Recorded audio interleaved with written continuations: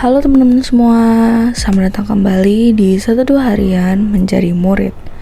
Nah, kalau kita kemarin bahas bilangan 21 ayat 4 sampai 9, hari ini kita akan lanjutin ke ayat 10 sampai 20-nya nih teman-teman. Kita akan membahas tentang perjalanan ke daerah Moab. Nah, seperti biasa aku akan bacain dulu bacaan firman Tuhan kita untuk hari ini ya teman-teman. Bilangan 21 ayat 10 sampai 20. Perjalanan ke daerah Moab. Kemudian berangkatlah orang Israel lalu berkemah di Obot. Berangkatlah mereka dari Obot lalu berkemah dekat reruntuhan di Abarim di padang gurun yang di sebelah timur Moab. Dari situ berangkatlah mereka lalu berkemah di lembah Seret. Dari situ berangkatlah mereka lalu berkemah di seberang sungai Arnon yang di padang gurun dan yang keluar dari daerah orang Amori, sebab sungai Arnon ialah batas Moab di antara orang Moab dan orang Amori. Itulah sebabnya dikatakan dalam kitab peperangan Tuhan, Waheb di Sufa dan lembah-lembah ke sungai Arnon dan lereng lembah-lembah. Lereng itu terbentang ke tempat di mana terletak kota Ar dan bersandar pada batas daerah Moab. Dari sana mereka ke Beer. Inilah sumur di mana Tuhan berfirman kepada Musa, "Kumpulkanlah bangsa itu, maka aku akan memberikan air kepada mereka."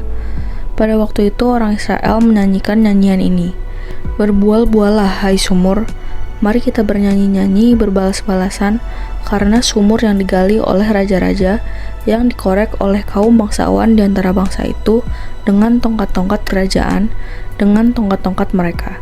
Dan dari padang gurun mereka ke Matana, dari Matana ke Nahaliel, dari Nahaliel ke Bamot, dari Bamot ke lembah yang di daerah Moab, dekat puncak gunung Pisgah yang menghadap padang belantara."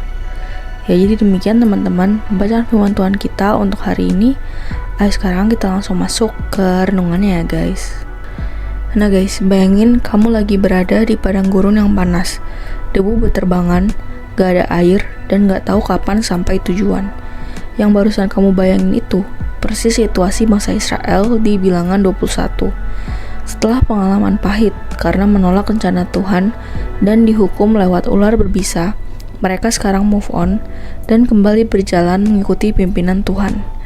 Ayat 10-13 menunjukkan satu pola yang berulang. Berangkatlah mereka, lalu berkemah. 4 kali.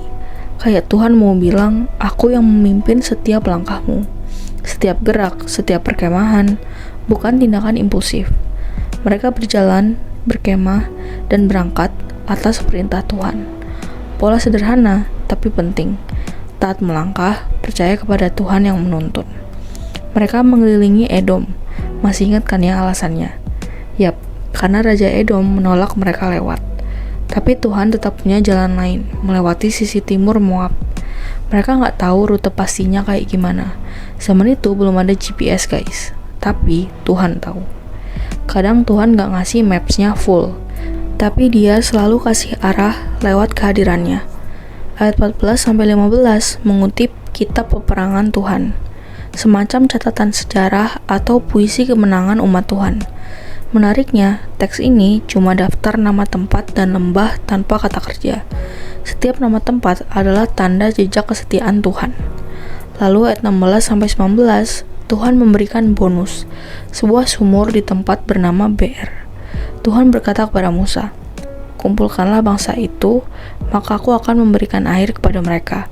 Dan mereka langsung bernyanyi, "Berbual-buallah hai sumur, mari kita bernyanyi-nyanyi berbalas-balasan." Keren banget.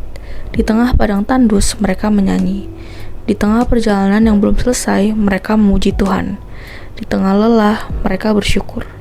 Mereka menyebut tempat-tempat seperti Matana atau pemberian, Nahaliel yaitu sungai Allah, Bamot tempat tinggi. Semuanya menggambarkan satu hal, Tuhan memberi kehidupan di tengah perjalanan. Dari tempat yang kering, Tuhan memberikan air. Dari perjalanan yang panjang, Tuhan memberikan lagu. Dari hati yang lelah, Tuhan lahirkan syukur. Di ayat 20, dan di puncak Pisgah, mereka akan melihat tanah perjanjian.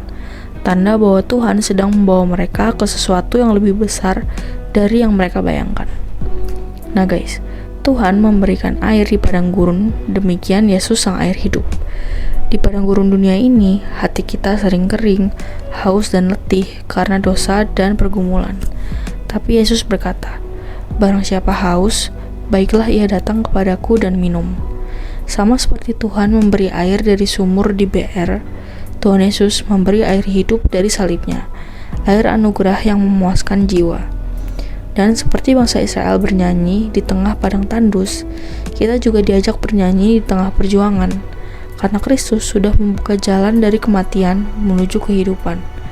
Air dari sumur itu hanya cukup untuk sementara, tapi air dari Kristus memberi hidup kekal. Ketika kita percaya dan berjalan bersamanya, setiap perhentian, setiap langkah, setiap gurun hidup jadi tempat Tuhan menunjukkan kasih setianya. Ya, jadi demikian teman-teman renungan kita untuk hari ini. Sekarang aku mau ajak kalian untuk refleksikan nih guys. Nah guys, kadang kita juga ada di padang gurun kehidupan. Mungkin capek sama rutinitas, kecewa karena doa belum dijawab, atau bingung arah hidup. Tapi seperti Israel, Tuhan minta kita tetap melangkah dan tetap bernyanyi. Tuhan gak janji jalan yang mudah, tapi Dia janji penyertaan yang setia. Dia mungkin gak memberi kepadamu peta lengkap, tapi Dia kasih sumur kasih karunia di setiap perhentian. Dan yang paling indah, di ujung semua perjalanan hidup kita, Kristus menanti kita di puncak pisgah kehidupan, tempat kita akan melihat janji Tuhan tergenapi sepenuhnya. Jadi, kalau kamu sedang merasa haus, berhentilah sejenak, datanglah kepada Yesus, dan biarkan Dia memulihkan jiwamu. Karena kasih setia Tuhan adalah sumber kehidupan. Yuk tetap bernyanyi di tengah perjalanan, karena Tuhan setia memimpin langkahmu. Nah lalu, pertanyaan efektif untuk hari ini ada 4 nih guys. Yang pertama, apa yang kamu pelajari tentang karakter Allah dari perjalanan Israel ini? Yang kedua, di bagian mana dalam hidupmu kamu sedang merasa padang gurun? Yang ketiga, apa bentuk sumur yang Tuhan sedang berikan hari-hari ini sebagai tanda kasih setianya? Dan yang keempat, bagaimana kamu bisa menanggapi kasih Tuhan itu dengan pujian dan ucapan syukur hari ini? Seperti biasa, teman-teman boleh jawab sendiri, atau kalau mau komen di bawah jawaban kalian juga boleh banget guys. Ya, jadi segitu aja saat duduk kita untuk hari ini. Sekarang aku mau pimpin kita dalam doa penutup ya teman-teman. Teman-teman, mari kita berdoa. Tuhan Yesus, Dikau tahu setiap langkah perjalanan hidupku. Ketika aku haus dan letih, Dikau memberi air kehidupan. Ketika aku tersesat, Engkau menuntun jalanku. Ajarku untuk tidak berhenti bersyukur dan tetap bernyanyi. Karena setiap langkah hidupku, Engkau pimpin dengan kasih setiamu. Dalam nama Yesus, sumber air hidupku, aku berdoa. Amin. Tetap semangat guys, Tuhan Yesus beserta kita. Thank you for watching and see you in the next video. Bye-bye.